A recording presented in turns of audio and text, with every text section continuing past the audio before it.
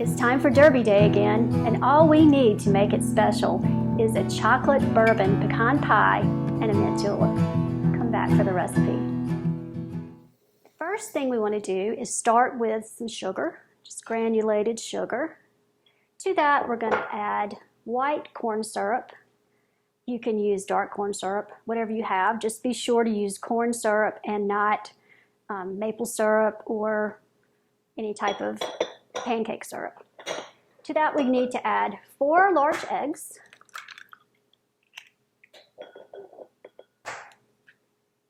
This is a lot like just your regular pecan pie, except we're adding chocolate and a little bit of bourbon.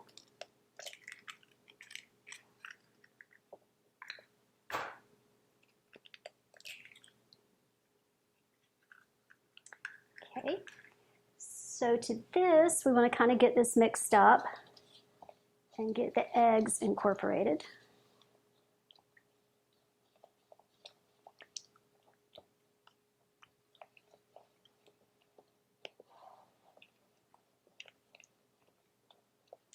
And try to get the sugar dissolved some.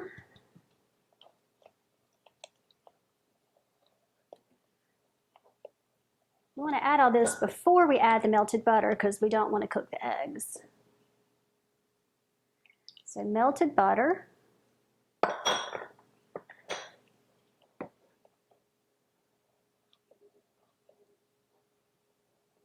A little bit of salt. And a tablespoon of all-purpose flour. And, of course, bourbon. So that's a 1/4 cup. Get this all mixed up. So everything is incorporated, and I want to stir in 6 ounces of semi-sweet chocolate chips and a 1.5 cups of chopped pecans. You can make your own crust if you'd like, but I prefer to use a store-bought crust because I'm too lazy to make my own crust. At this point, all we need is just about a teaspoon of vanilla extract. I have one 9-inch deep dish pie, and my oven is preheated at 325 degrees. So I'm going to put this in the oven, and it'll bake probably 50 to 60 minutes. I like to bake things on baking sheets just in case this decides to run over the edge a little bit. And if the top starts getting a little brown, just tear a piece of foil and lay it very gently over the top, and it'll keep your top from getting too brown. After the pie comes out, you want to let it cool for a bit.